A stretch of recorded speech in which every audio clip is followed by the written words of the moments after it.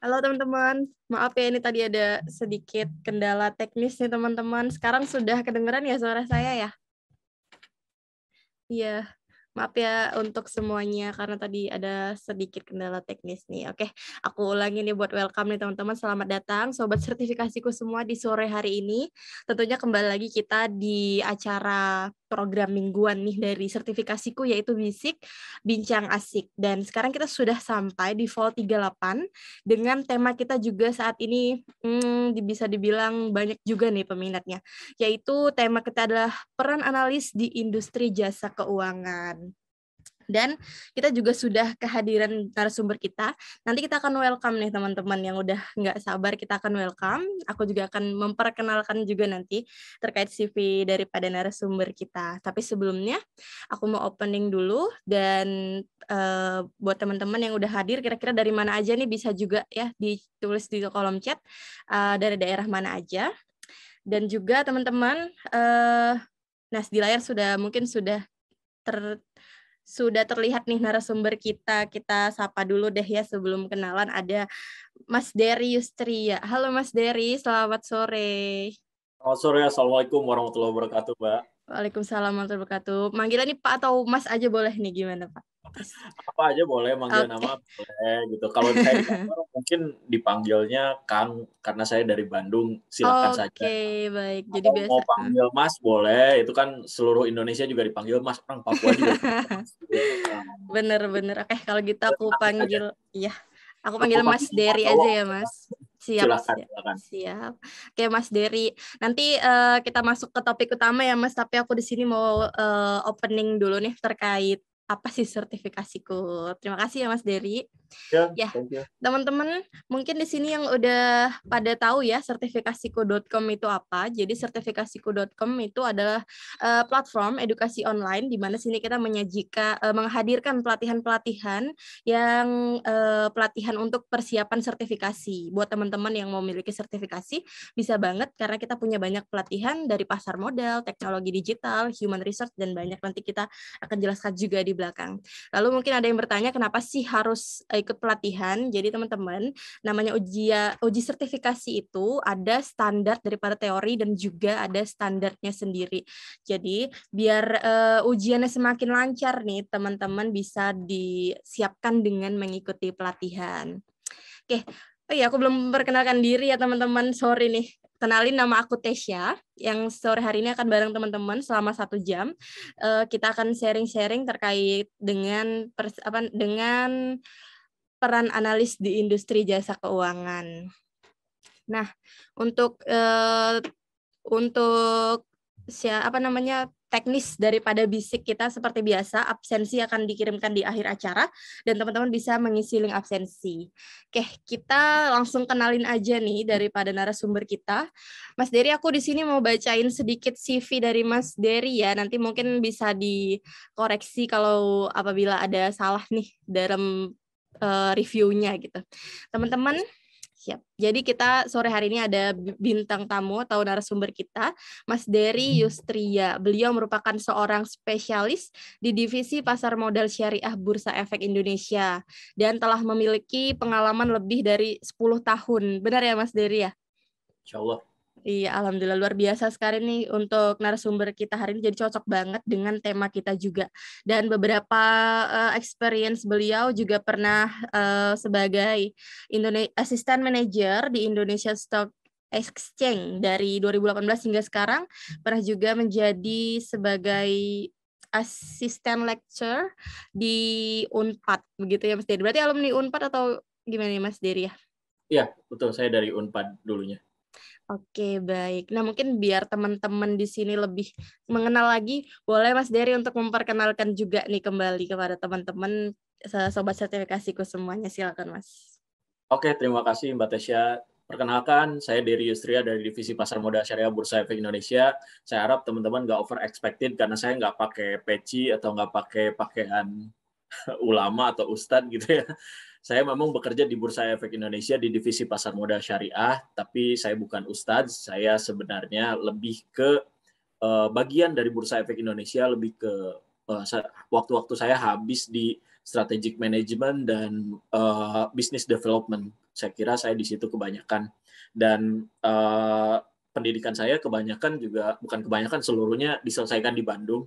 Dari TK sampai S2 saya di Bandung, S1 saya di Unpad, di Fakultas Ekonomi, dan S2 saya di Institut Teknologi Bandung. Dan terima kasih banyak buat teman-teman. Di hari ini kita udah berkumpul 100 orang. Saya sebenarnya lumayan grogi juga ya, kok bisa gitu ya, 100 orang mau ngapain nih ya. Semoga kita bisa bincang asik tentang peluang mungkin ya di industri jasa keuangan. Demikian Mbak Tesya, perkenalkan saya. Oke, terima kasih banyak Mas Dery itu teman-teman. Jadi udah mengenal ya dari Mas Dery. Kita langsung aja masuk ke topik nih Mas Dery. Judul kita hari ini tuh merupakan peran analis di industri jasa keuangan. Mungkin boleh dikasih overview sedikit nih Mas Dery, sebenarnya analis itu apa sih? Begitu Mas Dery. Oke, boleh di share screen kasih materi atau kita ngobrol-ngobrol aja? Boleh kalau memang ada materi, tapi kalau khusus memang bisik ini talk show sih jatuhnya Mas Dery. Jadi boleh kalau emang ada yang mau di-share silakan. Kalau gitu saya langsung langsung to the point ya. Jadi teman-teman, mungkin ada beberapa hal yang saya harus sampaikan ke teman-teman dan saya perlu share screen juga karena memang bagi teman-teman di sini sebelum saya mulai, saya pengen teman-teman mungkin kalau boleh masukin di kolom chat usia teman-teman dan latar belakang teman-teman. Usia sama latar belakang. Tenang, saya nggak nanya berat badan, saya nanyanya usia dan latar belakang teman-teman. Usianya berapa? Misalnya usianya saya 20, saya masih kuliah di misalnya di Unpad gitu, atau misalnya saya 18, misalnya baru lulus SMA gitu, dan atau misalnya saya sudah bekerja misalnya di supermarket gitu, atau dimanapun terserah teman-teman. Saya pengen lihat sejenak. Saya nggak nanya berat badan karena ini ekstrim banget. Saya cuma nanya umur. Buat saya gambaran teman-teman ini kira-kira kayak gimana ya. Tadi kita udah perkenalan. Kalau tadi ditanya umur ya teman-teman kelihatan lah dari muka saya, muka kolonial, berarti umurnya biasanya sepertinya kalau saya lihat dari sebagian profil teman-teman ini kayaknya masih muda-muda gitu. Jadi saya dan Mbak Tesya juga udah pastilah gitu. Mbak Tesya pasti lebih muda dari saya. Jadi saya pengen lihat kira-kira teman-teman ini latar belakangnya kayak gimana. Teman-teman udah tahu latar belakang saya. Dan saya lihat di kolom chat, saya makin merasa sedih sebenarnya karena benar-benar saya paling tua di sini. Belum ada yang menyaingi umur saya. Jadi umur saya sama Cristiano Ronaldo nggak beda jauh. Jadi udah kebayang lah ya. Saya nggak perlu ngasih tahu umur saya. Jadi kelihatan tua banget. Jadi memang udah kelihatan juga. Tapi saya udah mulai kegambar. Oh teman-teman, lumayan gitu ya. Saya lihat latar belakangnya beragam sekali gitu ya. Banyak yang mahasiswa juga. Saya teman-teman ingin menjelaskan walaupun ini talk show, saya sebenarnya ingin menjelaskan tentang pasar modal. Jadi kita mungkin nanti akan bincang-bincang dua arah, tapi saya pengen liatin sebenarnya industri pasar modal itu seperti apa sih gitu ya. Saya akan coba share screen materi saya. Oke. Udah kelihatan belum? Sudah Mas. Oke. Oke, saya singkat aja karena kita bakalan banyak ngobrol-ngobrol dan tadi udah dikenalkan. Dan ini, sorry.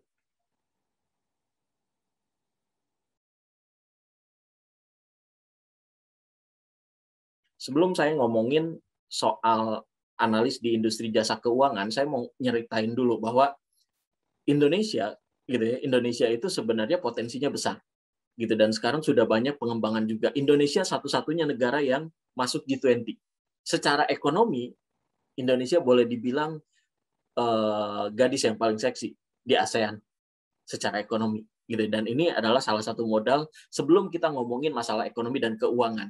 Di sisi pasar modalnya, kapitalisasi pasar, saham yang tercatat, investor, ini memang masih kalah sama 1-2 negara, Malaysia dan Thailand. Tapi saya rasa ini kita sedang berproses sangat cepat gitu ya untuk bisa menyaingi mereka gitu. Kenapa? Karena sisi pertumbuhan kita pun insya Allah positif di tahun ini setelah kita mengalami badai corona dan segala macamnya.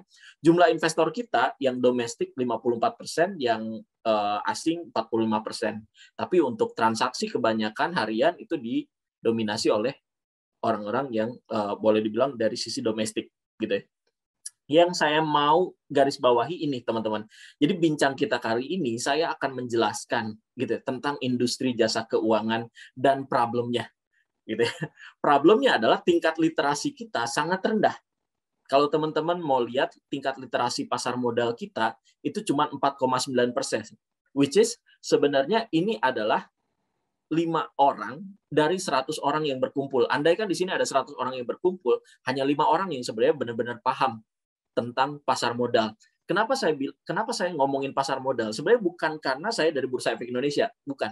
Tapi karena memang dalam industri keuangan, the queen of finance is capital market. Loh, kalau ada queen berarti ada king-nya. Ya, king-nya perbankan.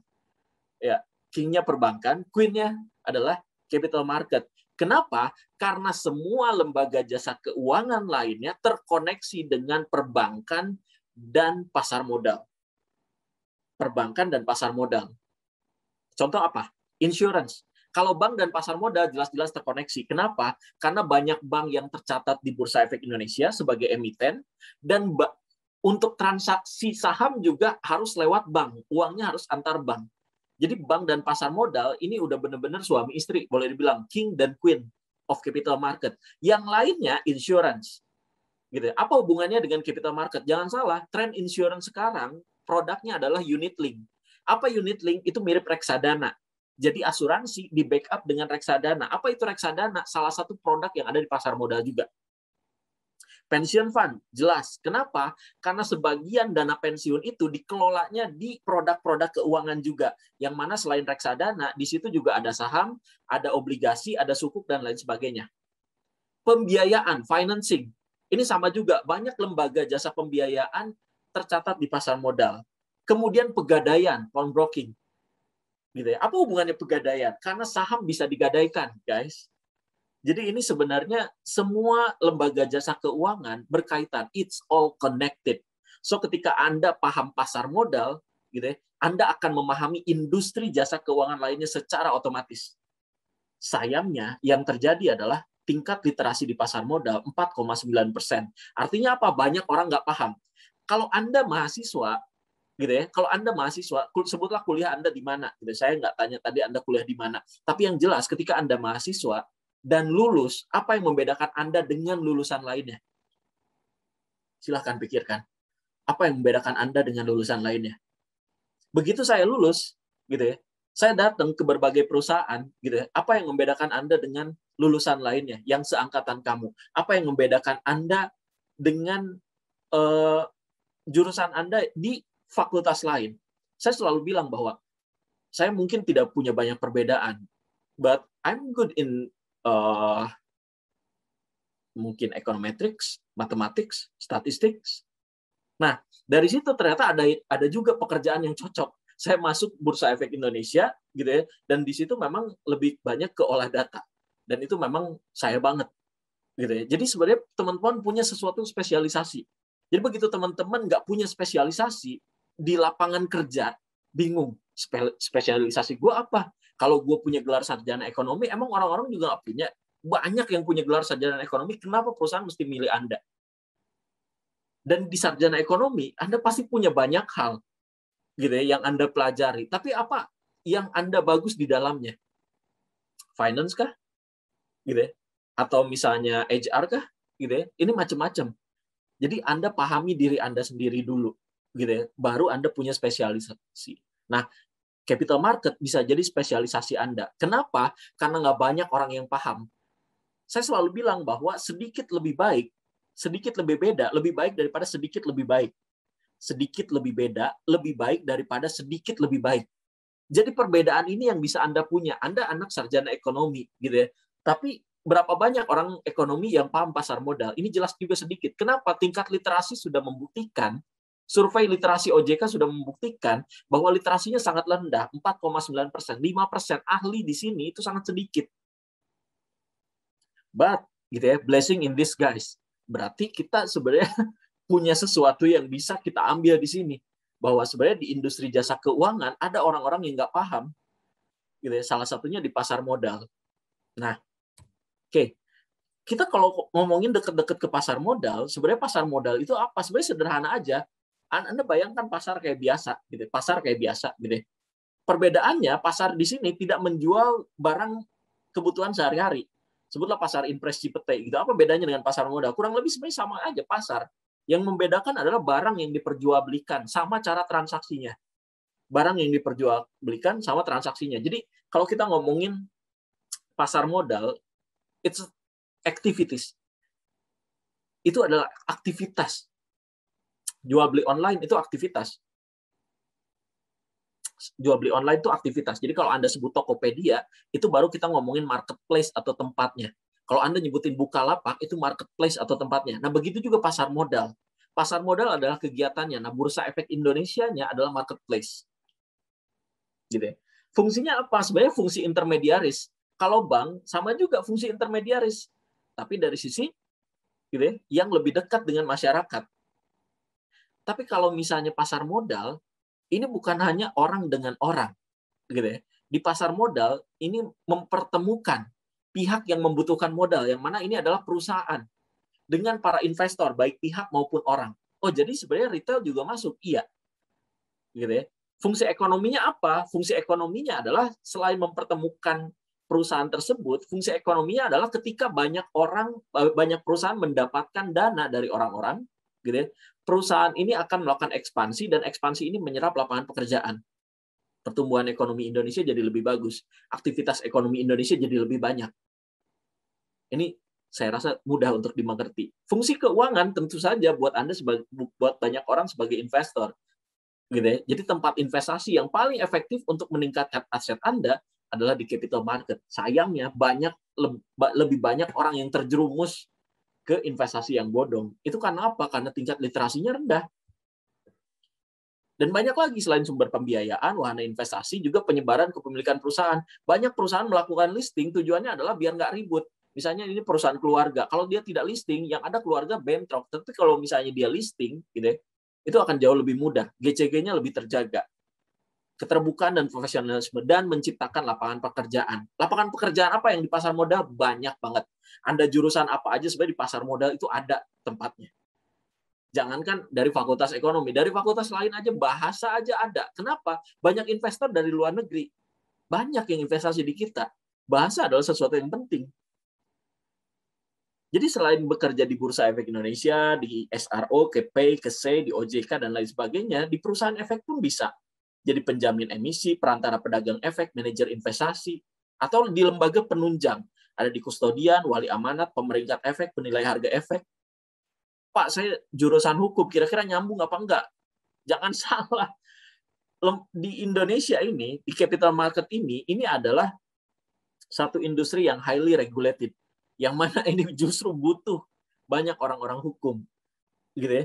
Jadi teman-teman, industri capital market adalah dunia yang bisa Anda masuki, apapun latar belakang Anda. Gitu ya. Nah, ini adalah Bursa Efek Indonesia dan kerajaannya, dan ini adalah blessing in disguise yang saya bilang sesuatu yang teman-teman bisa dapatkan. Investornya nambah banyak, tenaganya kurang. Gitu ya. Jadi saya selalu bilang bahwa kesulitan atau krisis ini bisa jadi dua hal. Kalau misalnya orang Chinese selalu bilang bahwa crisis is wage, gitu ya, danger dan opportunity. Bagi sebagian orang, wah ini ya musibah aja gitu. Tapi bagi sebagian orang lain, justru ini adalah opportunity. Peluangnya apa? Gitu ya. Karena di pasar modal ada 4 sertifikasi utama yang harus teman-teman biasanya dapat: WPPE, WPEE, WMI, dan ASPM. Kurang lebih ini, gitu. Tetapi, gitu ya, kalau punya sertifikasi pendukung, ini jauh lebih powerful. Kenapa? Bukan hanya lolos administrasi, tetapi teman-teman juga dianggap punya kapabilitas. Analis efek, analis teknikal, Wapert, atau web planner. Saya rasa mungkin di sertifikasiku mungkin ada, gitu ya. Dan sebenarnya nanti untuk definisinya teman-teman bisa baca sendiri. Dan untuk persyaratannya saya kira persyaratan kurang lebih secara umum dua, integritas dan kompetensi gitu ya. Kalau misalnya WPPE dan WPEE biasanya ini sekolah menengah, SMA. Tapi kalau misalnya udah WMI biasanya mungkin diploma atau mungkin S1. Kalau ASPM jelas mesti S1 gitu ya. Dan punya pengetahuan stat keahlian. Nah, pengetahuan dan keahlian ini dibuktikan dengan sertifikasi tadi, WPPE, WPEE, begitu WMI atau ASPM, dan sertifikasi pendukung ini akan jauh lebih mempermudah Anda masuk dunia kerja di industri pasar modal.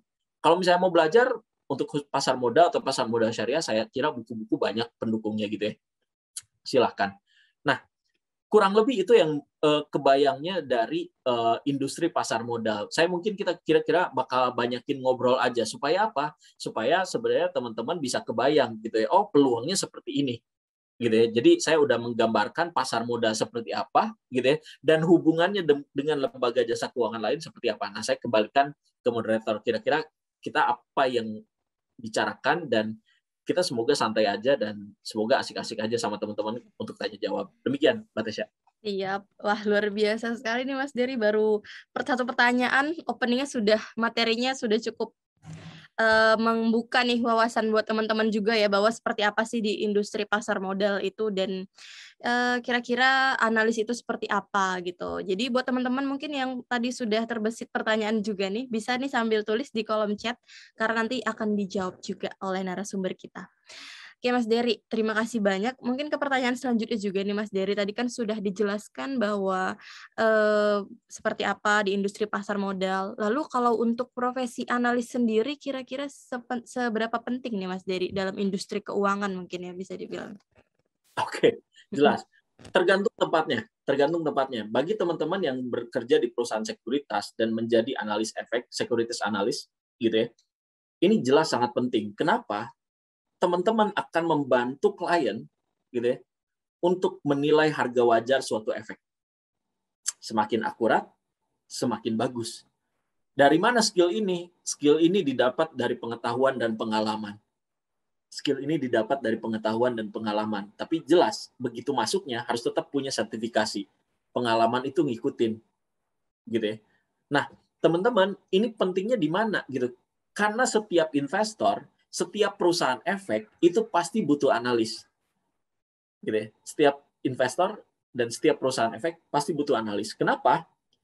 Karena perusahaan efek itu selain melayani atau membantu investor melakukan jual beli saham, dia juga memberikan analisa sebagai bagian dari jasa perusahaan efek terhadap para investor.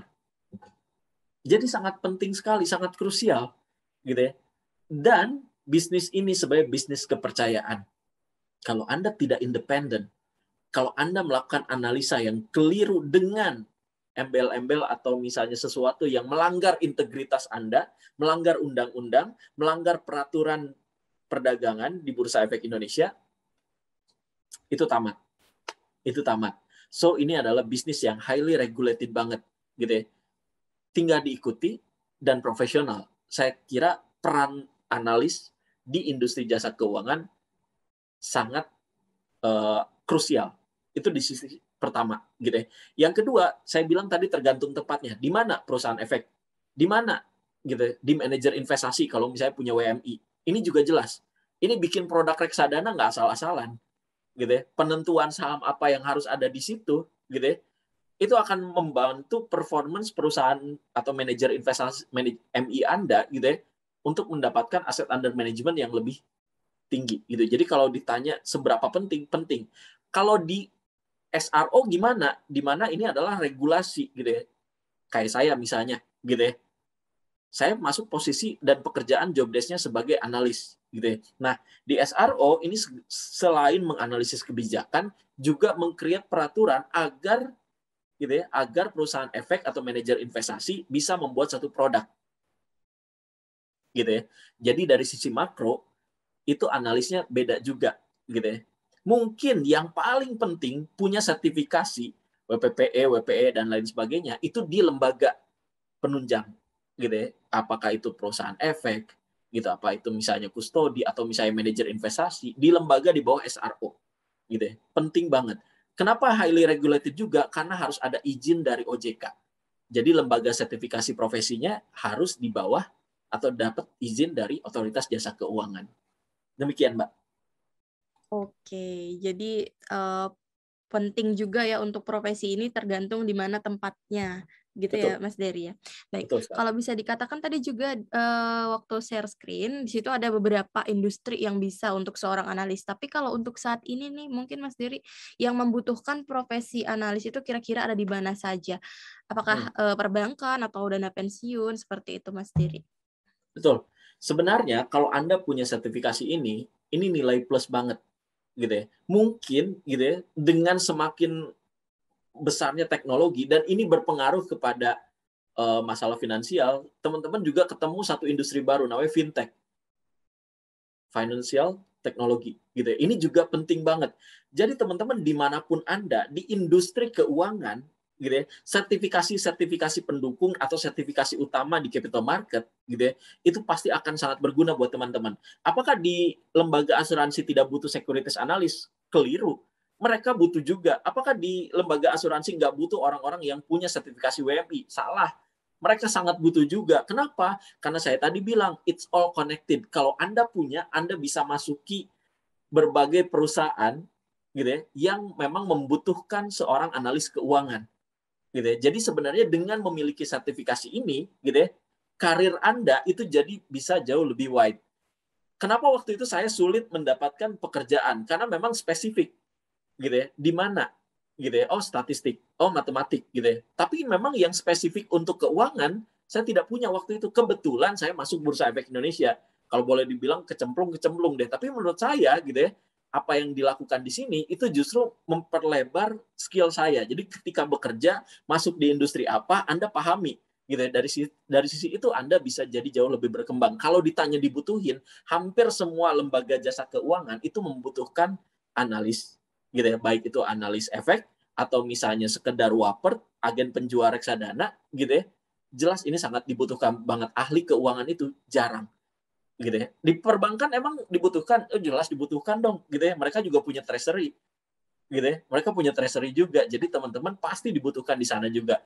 Pemahaman terhadap pasar modal akan sangat membuat kesempatan Anda menjadi jauh lebih besar.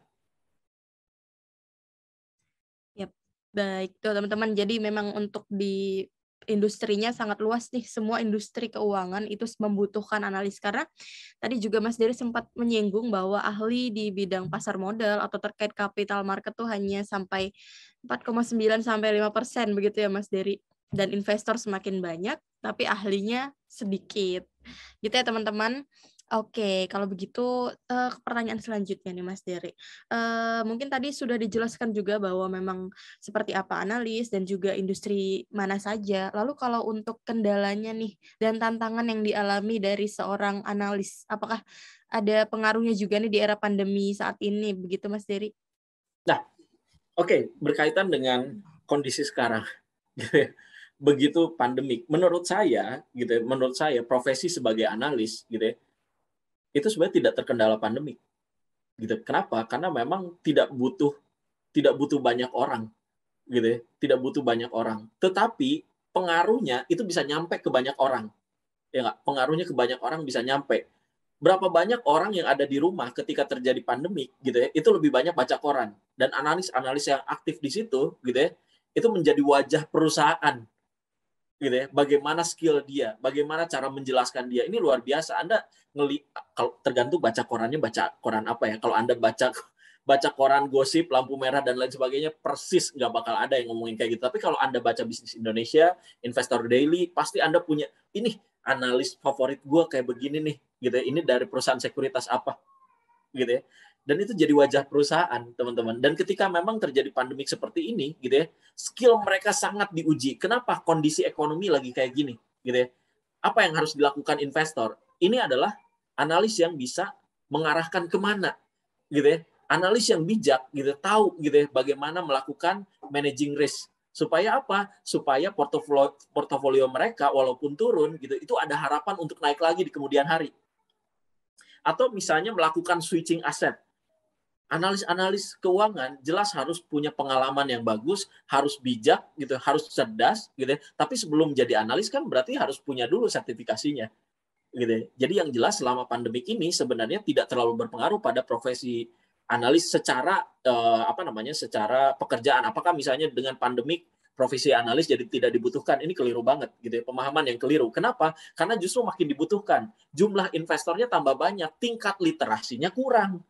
Masyarakat tingkat literasinya 4,9%, yang ahli lebih sedikit lagi. Kalau masyarakat yang terliterasi aja cuma 4,9%, apalagi yang ahli, gitu ya. Ini memang benar-benar kita ada shortage di sini, gitu. Dan itu memang sebenarnya jangankan mikirin ahli, mikirin orang yang terliterasi aja masih sedikit, gitu ya. Nah, makanya teman-teman, ini jadi peluang yang luar biasa buat teman-teman. Kenapa? Karena sampai kapanpun profesi analis tetap dibutuhkan. Contoh ada robot trader atau robot advisor. Ini kan lagi ngetren nih. Jadi untuk investasinya itu dihitungin sama komputer, gitu ya. Percaya sama saya, gitu ya. Di industri keuangan ini kita ngomongin trust. Bagaimana kita bisa percaya 100% pada mesin? Apakah 100% akurat? Tetapi kalau misalnya analis yang ngomong, gitu ya, kita bisa percaya. Kenapa? Di situ ada manusia dengan manusia berinteraksi, gitu ya. Setelah mungkin Anda punya profesi sebagai analis, Anda punya sertifikasi dan lain sebagainya, jangan pernah berhenti. Kenapa? Karena memang ekonomi gerak terus, industri juga bergerak terus, skill Anda juga mesti nambah terus-terusan. Percaya sama saya, berapa banyak orang-orang mungkin seperti saya juga gitu ya, yang selama pandemi kerjaannya apa? Kerjaannya nyari sertifikasi sama nyari skill baru. Either itu misalnya cara ngomong, atau misalnya kadang-kadang sampai kalau misalnya hari Sabtu ngapain ya, nggak ada kerjaan, nggak bisa ke mall, ngapain? Misalnya, cara memasak dan lain sebagainya ada di YouTube gitu ya. Jadi skill Anda memang harus bertambah setiap waktu, dan jangan takut. Gitu ya. Di industri jasa keuangan, walaupun teknologi masuk, justru Anda harus menyesuaikan di situ. Gitu ya. Justru Anda harus lebih menyesuaikan di situ. Jadi jangan pernah berhenti. Oke, baik. Karena memang sudah banyak juga nih seperti aplikasi-aplikasi yang membantu untuk para investor pemula begitu ya, Mas Dery ya, bisa dikatakan. Tapi untuk peran analis ini tenang aja, nggak bakal terhapus karena memang cukup banyak dibutuhkan gitu, teman-teman. Kalau dari tugas dan tanggung jawab menjadi seorang analis itu seperti apa, Mas Dery? Oke, sebenarnya jelas dari namanya analis. Analis itu kalau lihat di KBBI gitu ya, apa? Melakukan analisa atau bekerja di laboratorium atau melakukan pengukuran gitu ya. Tugasnya memang kayak gitu. Seolah-olah bertemu sesuatu yang tidak hidup, padahal itu yang sangat hidup. Membaca laporan keuangan dan lain sebagainya. Itu tugas analis di industri jasa keuangan. Analis di misalnya laboratorium kimia kan beda lagi. Analis virus ada juga gitu kan. Tapi di industri jasa keuangan gitu ya, mau nggak mau ketemunya soal angka gitu ya. Pak, tapi saya lemah di akuntansi, Pak. Kalau saya bikin raca aja, bikin jurnal aja, ini tidak husnul khotimah, Pak, gitu. Debit sama kreditnya beda, Pak. Padahal harus sama, gitu ya. Tenang, teman-teman. Sebenarnya di industri jasa keuangan, sebenarnya teman-teman adalah jadi consumer. Jadi orang yang mengkonsumsi produk produk laporan keuangan tadi, gitu ya. Jadi sebenarnya untuk akuntansi, menurut saya orang fakultas ekonomi yang akuntansinya nggak bagus-bagus banget gitu. Tetapi ketika Anda mengkonsumsi laporan keuangan, itu sebenarnya jauh lebih mudah daripada memproduksi laporan keuangan itu sendiri. So, teman-teman jangan ngerasa, aduh, Pak, saya ini saya lulusan biologi ITB, ini kira-kira saya pengen banget di industri keuangan. Bisa nggak? Selama Anda bisa baca dan mau belajar, bisa. Bisa, jangan banyak alasan. Gitu ya. Saya harus kasih ini juga ya, di Bursa Efek Indonesia, itu kalau nggak salah di bagian perdagangan gitu ya, itu bahkan bukan dari fakultas ekonomi, kalau nggak salah dari fakultas bahasa gitu. Kenapa? Karena memang dia mau, karena dia menempa diri dia, karena dia punya sertifikasi banyak. Kalau dia juga jago manajemen risiko dan lain sebagainya, orang nggak hanya lihat latar belakang dari sisi edukasinya aja gitu ya, tetapi apa yang dia bangun, skill apa yang dia bangun. Jadi jangan heran kalau di pasar modal kadang-kadang dia sarjana teknologi tapi ada di pasar modal, itu jangan heran gitu ya. Semua bisa masuk. So, teman-teman gitu ya, kalau ngelihat tugas dan tanggung jawabnya, itu saya rasa semua orang bisa. Tetapi mau dan menempa diri itu belum tentu. Yang kedua, yang paling penting ini adalah trust. Ini adalah bisnis trust, ini adalah bisnis kepercayaan, ini adalah bisnis integritas gitu ya. Percuma Anda punya skill 100, integritas nggak ada, percuma Anda akan hilang di pasar modal. Kenapa? Begitu sertifikat Anda dicabut, izin Anda dicabut, itu adalah kiamat buat karir Anda di pasar modal. So saya rasa selama Anda punya skill dan Anda punya integritas, saya kira Anda akan berhasil di sini. Baik, tuh teman-teman. Jadi ini karena bisnis trust, jadi integritas harus jadi hal utama nih teman-teman.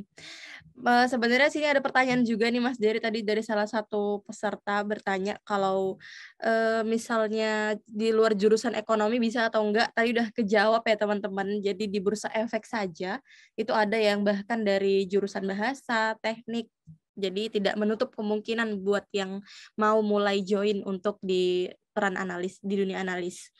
Mungkin tipsnya juga boleh nih Mas Dery. Kira-kira kalau untuk yang baru pertama kali sebenarnya dia minat nih untuk ngambil posisi ini, bagi mereka yang ingin belajar analis, apa dulu nih yang harus dipelajari untuk pertama kalinya mungkin? Oke, pahami industrinya. Itu yang pertama. Pahami industrinya gitu ya. Kedua gitu ya, banyakin sertifikasi. Banyakin, kan Anda mungkin punya kapabilitas, tapi tetap Anda harus punya proof-nya apa? Ya kan begitu masukin CV, proof-nya apa? Ya Anda tahu bisa kayak begitu, tapi proof-nya apa? Itu penting. Jadi satu gitu ya, update gitu informasi Anda gitu ya, pemahaman Anda, wawasan Anda. Kedua, ambil sertifikasi. Itu modal Anda. Kalau misalnya Anda lihat sertifikasi harganya 5 juta, 6 juta, jangan dinyinyirin, coy.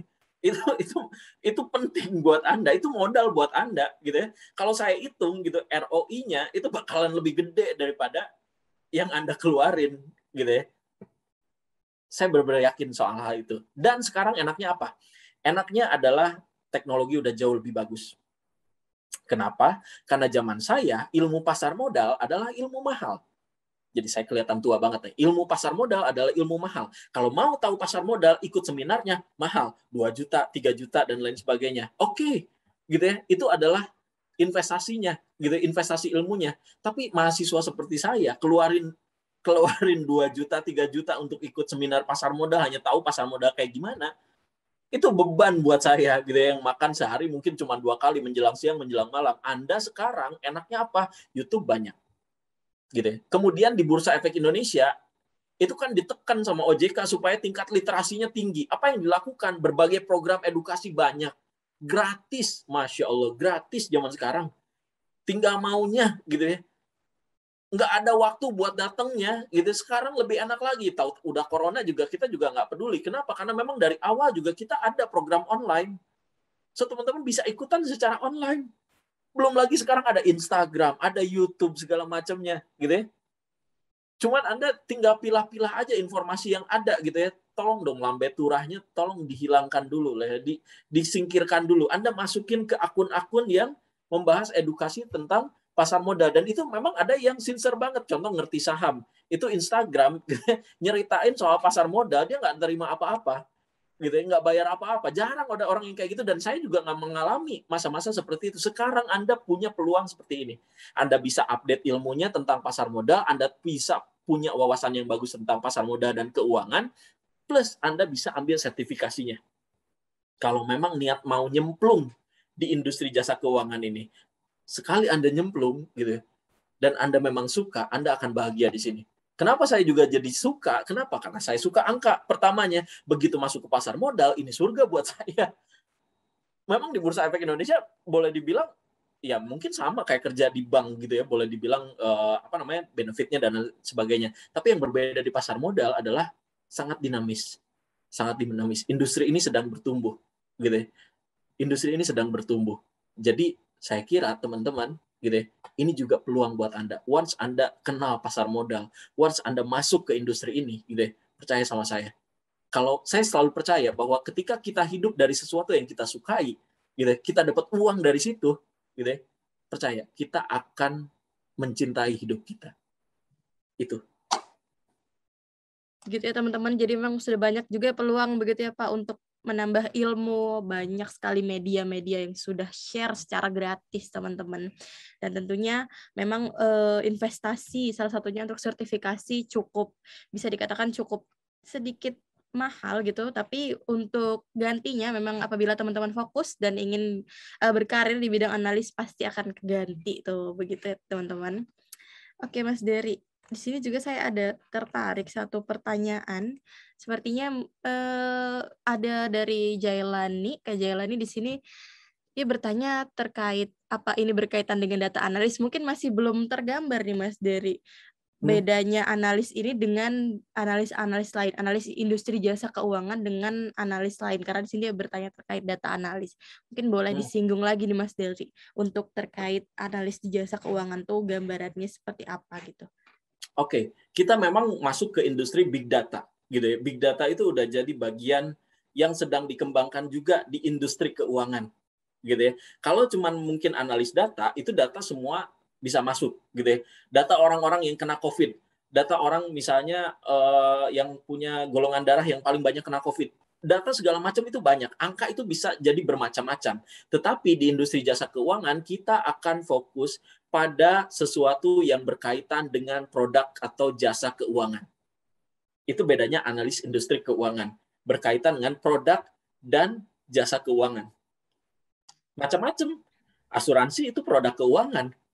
Gitu. Deposito yang kita sering kenal atau tabungan yang kadang-kadang ya nggak husnul khotimah gitu ya, kalau kita ngelihat buku tabungan gitu, itu adalah produk keuangan juga gitu ya. Nah, saham itu adalah produk keuangan juga. Nah, analis di industri jasa keuangan pasti berkaitan dengan data-data produk dan jasa keuangan. Kalau Anda punya skill big data atau data analis gitu ya, itu akan jadi nilai plus buat Anda. Karena masuk ke jasa keuangan yang memang butuh juga data analisis, pasti akan nyambung. Tinggal Anda upgrade pemahaman Anda terhadap industri jasa keuangan. Dan bukan cuma upgrade, Anda juga buktikan, proof. Di mana? Di sertifikasinya keluarin. Anda jago nih big data. Data analis gue jago. Gitu ya. Ke lembaga statistik bisa. Gitu ya. Tetapi kalau Anda mau masuk industri jasa keuangan, gitu ya, Anda masukin wawasan Anda upgrade skill Anda proof di sertifikasi Anda tunjukkan analisis data Anda, interpretasi data-data yang Anda pahami, Anda masuk di situ. Dan di Bursa Efek Indonesia ada satu divisi, gitu ya, layanan data, gitu ya, layanan data. Berarti ngomongin data apa? Data perdagangan di pasar modal yang mana itu banyak kalau dieksplor. So kalau teman-teman seneng data analisis, masuk ke industri jasa keuangan, percayalah, Anda nggak akan keluar dari sini, gitu ya. Anda nggak akan keluar dari sini. Anda pasti akan dengan senang hati, gitu ya, nongkrongin layar, gitu ya, dari pagi mungkin sampai malam, gitu, tanpa Anda sadari, gitu ya. Tapi lebih baik nongkrongin layar daripada nongkrongin WA mantan, gitu ya. Aduh, stalking nggak jelas, gitu ya. Lakukan sesuatu yang berguna. Itu teman-teman. Oke, menarik Mas Dery. Jadi kalau bisa disambungin untuk skill dan kualifikasi apa saja sih yang dibutuhkan jika ingin menjadi seorang analis? Itu dia. Jadi sebenarnya kalau teman-teman untuk untuk persyaratan, skill dan lain sebagainya, sebenarnya teman-teman tadi saya sudah bilang persyaratan utamanya adalah soal integritas. Jadi kalau boleh dibilang integritas itu biasanya di syarat-syarat baik itu ASPM atau WPPE atau misalnya WPEE kurang lebih sama. Jadi integritas itu satu gitu ya, memiliki akhlak dan moral yang baik gitu, yang mana mungkin ini bisa dibuktikan mungkin ketika Anda masuk gitu. Please tolong gitu akhlak dan moralnya dijaga gitu. Kemudian cakap melakukan perbuatan hukum gitu, pahamlah minimal gitu apa yang ditanda tangan, berarti teman-teman setujui. Tidak pernah melakukan perbuatan tercela atau dihukum karena terbukti melakukan tindak pidana di bidang jasa keuangan. Tidak pernah dikenakan sanksi pencabutan izin, pembatasan persetujuan, pembatalan pendaftaran oleh OJK selama 3 tahun terakhir. Tidak pernah dinyatakan pilot atau menjadi pengurus yang dinyatakan bersalah menyebabkan suatu perusahaan dinyatakan pilot dalam waktu 5 tahun terakhir, gitu ya. Memiliki komitmen yang tinggi untuk mematuhi peraturan perundang-undangan. Saya kira persyaratan integritas ini sebenarnya eager dari teman-teman, siap nggak gitu ya. Masa iya nggak siap sih, punya akhlak dan moral yang baik gitu ya. Nah, untuk yang berbeda mungkin persyaratan untuk kompetensi gitu ya. Kompetensi ini kan macam-macam. Untuk WPPE dan WPEE kalau nggak salah mungkin sekolah menengah atas ya. Tapi sebenarnya nggak tahu akan di-upgrade menjadi diploma atau S1 dan lain sebagainya. Tapi saya kira kalau di sini tadi banyak yang bilang S1, saya kira udah cukup ya untuk kompetensi, persyaratan kompetensi. Selain itu ya tadi Anda punya sertifikasinya. Jadi kompetensi Anda selain untuk edukasi ada juga sertifikasinya. Nah, kalau ketika masuk awal mungkin administrasinya Anda punya WPEE atau WPPE gitu ya, silahkan saja. Atau misalnya mau di manajer investasi, butuhnya wakil manajer investasi. Atau misalnya mau kerja di bank syariah atau misalnya di perusahaan syariah gitu, ASPM akan sangat mendukung Anda gitu. Saya bilang juga ini bisa wajib, bisa pendukung karena secara peraturan ada perusahaan yang membutuhkan secara wajib gitu ya. Tetapi kalau Anda punya ini bisa jadi pendukung buat Anda gitu. Jadi balik lagi, selain edukasi, kompetensi Anda dibuktikan dengan kepemilikan sertifikasi tadi gitu. Selain WPPE ini akan lebih bagus ditambahin misalnya punya securities analyst gitu atau misalnya wealth planner gitu, macam-macam ada financial planner, ada web planner, itu juga saya kira udah cukup bagus kok gitu. Jadi teman-teman, sertifikasi utama dan pendukung dijamin gitu ya. Karir Anda di industri jasa keuangan bisa lancar. Baik, itu teman-teman tadi skillnya. Jadi paling utama sekali lagi disinggung yaitu terkait integritas. Mungkin ini di sini juga udah banyak yang bertanya. Kira-kira prospek karir seorang analis bagaimana nih, Mas Dery? Karena juga ada yang bertanya mungkin apakah di Bursa Efek mungkin buka market job atau seperti apa begitu. Beberapa peserta banyak yang bertanya nih, Mas Dery. Lalu nih Bursa Efek Indonesia teman-teman. Jadi teman-teman tinggal masuk aja ke website Bursa Efek Indonesia, tinggal klik karir di situ. Gitu ya. Jadi ini udah gampang banget, tinggal drop CV untuk divisi-divisi yang Anda pengen masukin. Di situ job description-nya juga udah ada. Kalau ngerasa cocok silahkan masuk. Gitu ya. Selain Bursa Efek Indonesia, jangan lupa gitu, SRO yang lain tuh ada 2 gitu. Dan sebenarnya jangan tanya benefit karena benefitnya sama aja gitu. Karena memang kita satu kingdom atau boleh dibilang satu SRO, self regulatory organization. Jadi ada KEPEI dan KESEI. KEPEI ini adalah Keliling Penjamin Efek Indonesia. Ini adalah lembaga penjamin di bawah undang-undang gitu ya, di mana orang kalau mau beli saham dijamin pasti dapat sahamnya. Orang mau jual saham ini dijamin dapat duitnya. Nah, ini ada perusahaan khusus namanya KEPEI atau ID Clear. Tambah lagi sekarang ada yang unik. Anda jangan pikir investasi saham masih pakai kertas. Oke, ini jadul banget ya Allah ya. Sekarang saham nggak pakai kertas. Sekarang sahamnya itu dalam bentuk scriptless. Jadi disimpan di rekening. Nah, yang mencatat gitu ya dan mengadministrasikan itu namanya KESEI, Kustodian Sentral Efek Indonesia. Bayangin kayak bank tapi nggak nyimpen duit, nyimpennya saham, sukuk, obligasi dan lain sebagainya. Itu namanya KESEI gitu ya. Masukin yang Anda mau bisa di SRO dan anak perusahaan lain pun banyak. Ada IBPA, ada IPF gitu ya. Ada orang yang mungkin IDX STI, Solusi Teknologi Informasi bagi anak IT di situ gitu ya. Surganya gitu. Silahkan masuk. Jadi banyak banget. Belum lagi di perusahaan efek, belum lagi di manajer investasi, belum lagi di perusahaan-perusahaan lainnya, belum lagi di kantor hukum dan lain sebagainya. Itu banyak banget, wide banget. Untuk materinya nanti saya bisa kasih ke teman-teman gitu ya. Di materi saya juga kalau misalnya teman-teman mau ada peraturannya juga Anda tinggal download juga peraturan OJK. Jadi teman-teman sebenarnya kesempatannya itu banyak. Di Bursa Efek Indonesia juga banyak gitu. Dan ini juga macam-macam gitu. Bukan hanya analis juga gitu ya. Orang HRD kemudian untuk di divisi umum atau untuk di divisi perdagangan dan lain sebagainya banyak teman-teman. Jadi sebenarnya kalau lihat lowongan di mana ya jelas di Bursa Efek Indonesia-nya. Tapi kalau misalnya mau jadi analis di industri jasa keuangan, teman-teman jangan terpaku hanya di Bursa Efek Indonesia, tetapi di lembaga-lembaga lainnya juga sangat banyak. Tinggal teman-teman maunya di mana gitu ya. Jadi teman-teman, jadi mungkin yang sudah mau mulai terjun bisa sambil searching-searching nih yang mau menjadi analis, bukan hanya di Bursa Efek Indonesia, tapi juga banyak di industri keuangan, seperti fintech juga bisa ya Pak, Ya, untuk tentu. menjadi seorang analis, bisa juga. Banyak banget. Apalagi apert kan udah banyak, kayak misalnya Bareksa gitu ya, Bibit, wah itu udah banyak banget. Itu sebenarnya kalau punya WPPE, punya WMI, punya Wapert, aduh itu udah enak banget, tinggal pilih kira-kira mana yang paling nyaman. Makanya turnover-nya kadang-kadang cepat gitu karena memang untuk expand karir kadang-kadang kan mesti pindah kemana gitu, dan itu masih di industri yang sama gitu. Saya kira journey Anda atau misalnya perjalanan Anda membangun karir Anda itu pasti akan sangat menyenangkan. Tinggal satu, jangan berhenti belajar, jangan berhenti belajar gitu. Benar, jangan berhenti belajar teman-teman, karena memang walaupun kita sudah berkarir di dunia yang kita bidang kita mau, tapi pasti akan ada perubahan terus nih. Jadi tetap terus belajar teman-teman. Mungkin untuk do and don'ts dalam berkarir sebagai profesional analis apa nih Mas Dedi? Ya, sebagai profesional analis tadi makanya kenapa di peraturan OJK yang pertama dimunculin adalah persyaratan integritas. Kenapa? Karena di yang namanya pasar, banyak orang jahat. Mau di pasar invest, mau di pasar modal, banyak orang jahat. Gitu ya. Makanya yang didulukan adalah integritasnya. Itu yang pertama.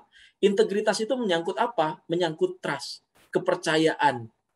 Gitu ya. Selain kepercayaan, apa? Attitude. Ini penting banget. Attitude dan etika itu penting banget. So, teman-teman sebenarnya untuk skill teknis, gitu ya, teman-teman bisa lakukan. Gitu bisa lakukan misalnya carilah gitu ya sertifikasi yang mendukung kayak tadi pengen jadi analis efek gitu ya sekalian juga gitu teknikal analisisnya harus jago juga bukan cuma valuasi laporan keuangan tapi secara teknikal kapan momentum untuk beli kapan momentum untuk jual gitu ya itu dibutuhkan juga itu dari sisi teknis bisa Anda bangun tetapi untuk integritas ini nggak ada obat teman-teman dari awal harus punya integritas. Jangan mau tidak independen.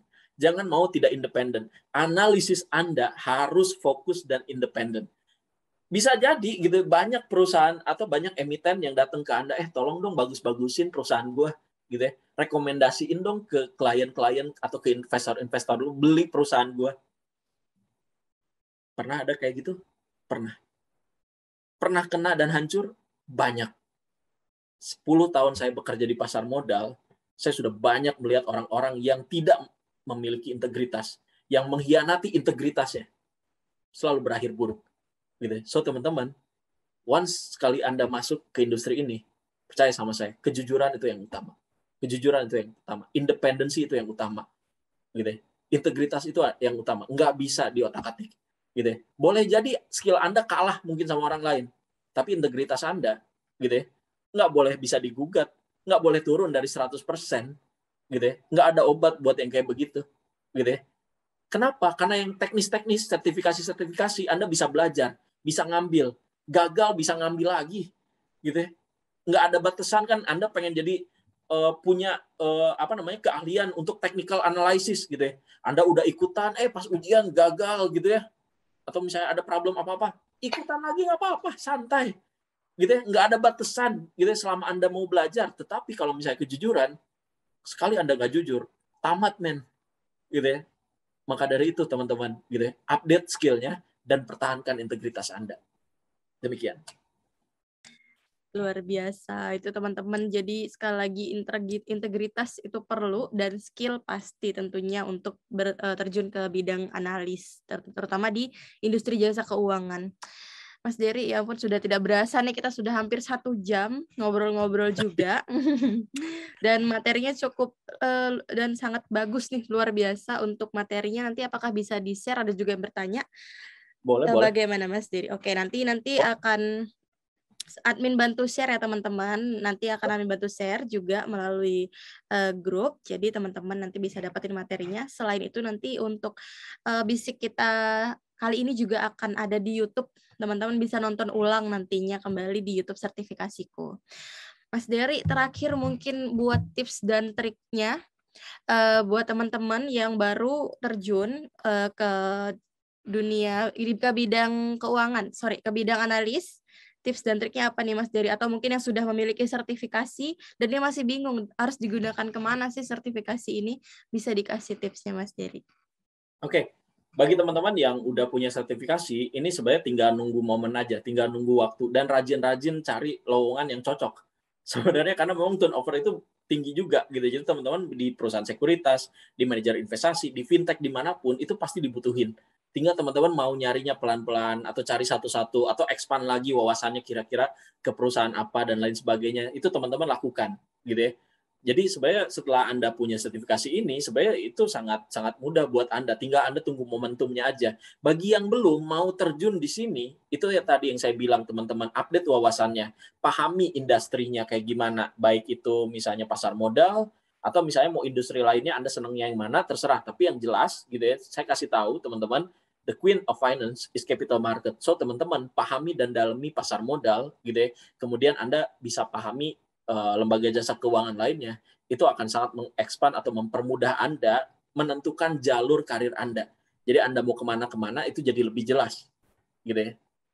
Untuk sisi teknis dari sisi itu, gitu ya. Dan terakhir, sebenarnya buat teman-teman, baik di Bursa Efek Indonesia maupun di SRO atau misalnya di lembaga-lembaga lainnya yang terkait dengan pasar modal, kesempatan itu sangat besar. Kesempatan itu sangat besar. Anda cek aja di perusahaan sekuritas mana yang membuka lapangan pekerjaan banyak banget. Anda kan sekarang ada Instagram, biasanya di perusahaan sekuritas di Instagram juga suka ngasih tahu nih kita membutuhkan misalnya branch manager untuk apa gitu, atau misalnya dibutuhkan officer buat apa, itu banyak banget, dibutuhkan analis investment, itu banyak banget gitu ya. Jadi teman-teman tinggal mau atau enggaknya masuk ke industri ini, pahami dan wawasannya dipertingkatkan, dan Anda tahu kira-kira lembaga mana yang teman-teman Anda akan tuju gitu ya. Jadi teman-teman, memang untuk 1 jam mungkin masih kurang, tapi teman-teman di materi saya ada kontak saya, teman-teman bisa kabari saya gitu, atau misalnya teman-teman bisa tanya-tanya saya lagi, boleh juga gitu ya, silahkan. So buat teman-teman, terakhir dari saya gitu ya, kalau teman-teman berminat di industri ini gitu ya, seriuslah gitu ya, dan pertahankan integritas Anda, itu penting. Baik, luar biasa. Terima kasih Mas Dery. Jadi kalau bisa aku rangkum sedikit nih teman-teman, untuk yang mau terjun ke dunia ke bidang analis ini, pastikan update wawasannya dan juga pahami skill-nya seperti itu. Karena the queen of finance adalah capital market. Jadi buat teman-teman yang mau juga terjun sebagai analis di industri keuangan, bisa pahamin juga nih terkait wawasan capital market gitu teman-teman. Mas Dery, terima kasih banyak ya Mas Dery untuk sharing kita pada sore hari ini. Nggak kerasa udah 1 jam. Semoga di sini teman-teman yang hadir, ada 150 orang, bisa bertambah insight-nya kembali dan bisa semakin yakin ya untuk bisa terjun ke bidang analis. Mas Dery, mungkin terakhir nih buat teman-teman juga yang udah dapat virtual background, kita bisa open cam sebentar buat kita foto bareng nih teman-teman. Yuk, boleh kita foto bareng sebentar. Siapa Untuk tahu ada host, yang gabung di divisi syariah, boleh ya. boleh tuh ya divisi syariah juga boleh tuh teman-teman tentunya. Tapi kalau untuk analis syariah tuh berbeda gitu ya Mas Dery dengan yang biasa. Ya kurang lebih sebenarnya sama juga, dasar-dasar yang dibutuhkan sama sih. Karena Okay. securities-nya juga sama juga, efeknya juga sama juga. Saham syariah dengan saham yang lainnya kurang lebih sama. Jadi sertifikasinya kurang lebih sama. Oke, mungkin soon kita bisa bahas kembali terkait analis syariah dan kita bisa mengajarkan Mas Dery juga nih teman-teman yang mungkin nanti kita cek yang mau terkait materi ini. Oke, host boleh dibantu host untuk ambil fotonya sebentar. Ya, teman-teman yang udah ada virtual background boleh dipakai, atau untuk yang belum ada nggak apa-apa, kita bisa postnya bebas aja, atau mungkin bisa kompeten. Nanti siapa satu tahu teman-teman bisa kompeten juga nih untuk di bidang analis efek mungkin. Oke, saya hitung ya. Di 1, sertifikasiku ada ya? ada Mas Dery, kita ada analis efek, analis teknikal, juga manajemen risiko untuk yang keuangan. Oh ya, ada manajemen risiko. Oh, bagus Ada. tuh. Ada Mas. Jadi bisa di mix gitu ya Mas Dery. Iyalah, harus lah. Di bursa juga ada divisi manajemen risiko. Oh, ada teman-teman. Jadi disiapin nih mungkin yang udah mau join bisa ikut untuk pelatihan ini. Oke. 1, oke host udah ready ya? Oke. 1, 2, 3. Oke, sekali pos bebas. 1, 2, 3. Oke, terima kasih banyak buat Mas Dery narasumber kita pada sore hari ini. Semoga nanti kita bisa kerjasama di bidang lain mungkin ya Mas Dery, dan bisa jadi narasumber kita juga di next event. Ya, terima kasih banyak Mas Dery. Semoga sehat selalu dan sukses selalu buat Mas Dery. Selamat sore. Terima kasih Selamat sore banyak. teman-teman. Ya. Selamat sore Mbak Tesya. Ya, buat teman-teman jangan live dulu karena link absen akan kita kirim di akhir acara. Dan saya di sini mau izin share screen juga terkait penjelasan daripada sedikit aja nih tentang sertifikasiku. Host bisa dibantu untuk share screen, host?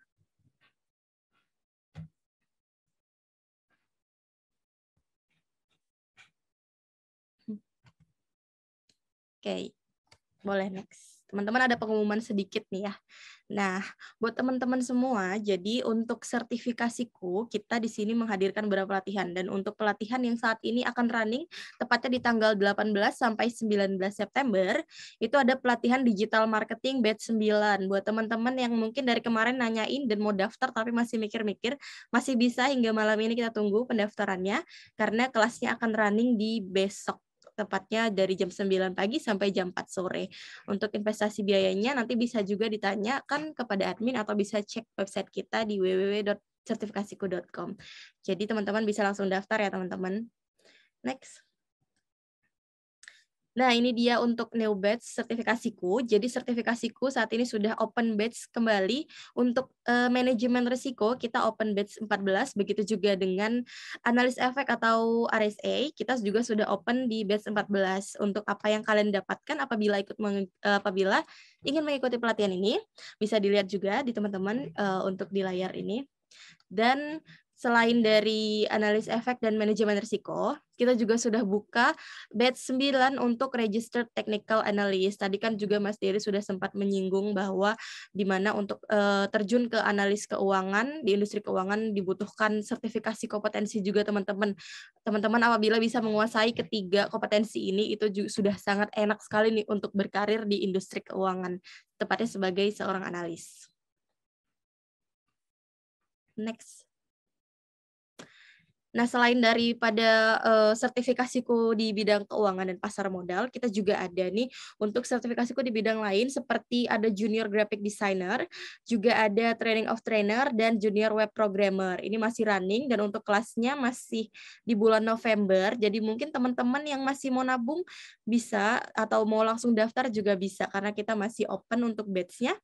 Dan tentunya untuk sertifikasi ini selain buat teman-teman bisa mendapatkan sertifikat BNSP juga bisa menambah portofolio teman-teman. Karena kalau dari junior graphic design dan junior web programmer nanti akan ada untuk pembuatan portofolio begitu teman-teman.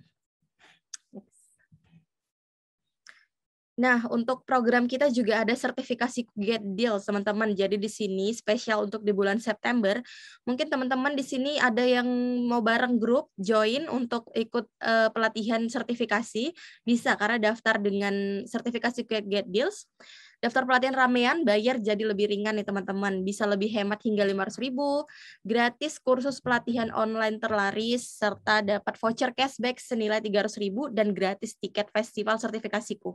Untuk Get Deals kita ada kalau 2 orang, teman-teman bisa lihat untuk potongannya up to 400.000. Next. Untuk Get Deals 2, teman-teman potongannya bisa up to 900.000 dan Get Deals 3 potongan up to 1.600.000, begitu juga dengan Get Deals 4 bisa potongan up to 2.500.000. Jadi teman-teman makin banyak daftar bareng teman makin gede nih potongannya. Oke. Nah, mungkin di sini banyak ya yang teman-teman masih mikir nih belum cukup biayanya untuk ikut secara lunas untuk pembayaran di awal. Bisa juga dengan payment method kita ada sertifikasiku BTS atau bayar tanpa sulit. Di sini kita menghadirkan cicilan teman-teman nih untuk cicilan 2 sampai 3 kali pembayaran. Jadi buat teman-teman yang mau ikut tadi mungkin mau ikut manajemen risiko, analis efek, ataupun analis teknikal, itu bisa dicicil ya teman-teman, karena di sini tenor fleksibel, mudah mengatur keuangan, dan tanpa bunga dan jaminan. Untuk link pendaftaran bisa tertera di layar, dan juga untuk info lebih lanjut bisa chat admin kita yang tertera di layar juga teman-teman.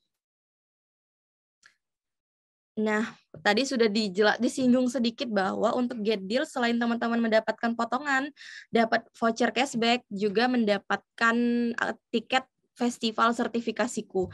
Jadi festival sertifikasiku di sini kita menghadirkan rangkaian webinar dengan kurang lebih 24 pembicara dan beberapa kategori tema gitu ya, ada dari otomotif, food and beverage, dan lain sebagainya. Nanti juga bisa teman-teman cek di website kita. Kita juga di sini ada promo akhir pekan potongan hingga 25%, potongan maksimal 75.000 dengan kode promo festival. Jadi teman-teman bisa beli untuk tiket festival sertifikasiku-nya kita ada 2 kategori. Ada tiket platinum dan juga ada tiket silver, di mana kita menghadirkan untuk rangkaian webinar dari November hingga Desember, teman-teman. Buat teman-teman yang mau untuk ambil tiketnya bisa langsung kode promonya di kode promo festival. Atau mau di mix dengan skema sertifikasiku bisa banget, dengan skema sertifikasi bisa banget teman-teman. Jadi dapat sertifikasinya juga dapat tiket festivalnya. Nah, terakhir buat teman-teman yang tadi sudah berminat untuk ikut sertifikasi atau mau juga join di festival, bisa sekali untuk kontak kita di kontak berikut, nanti akan langsung dibantu jawab oleh adminnya. Jangan lupa untuk ikut di batch terbaru kita ya teman-teman. Ada tadi CRA, RSA, dan RTA. Oke. Mungkin itu saja teman-teman untuk share screen, sharing-sharing kita juga untuk sore hari ini di Basic Vol 38. Buat yang mau ada pertanyaan lebih lanjut terkait produk ataupun terkait pelatihan, kita bisa nanti langsung chat admin yang tertera. Dan nanti untuk materi kita coba untuk share juga. Terima kasih teman-teman atas kehadirannya dan terima kasih banyak juga untuk narasumber kita tadi juga sudah hadir. Semoga teman-teman sehat selalu dan sukses selalu buat teman-teman. Oke, untuk yang mau tanya-tanya terkait cicilan nanti bisa lanjut di kontak WA kita ya teman-teman. Terima kasih, saya Tesya dari sertifikasiku pamit undur diri. Wassalamualaikum warahmatullahi wabarakatuh. Selamat sore teman-teman.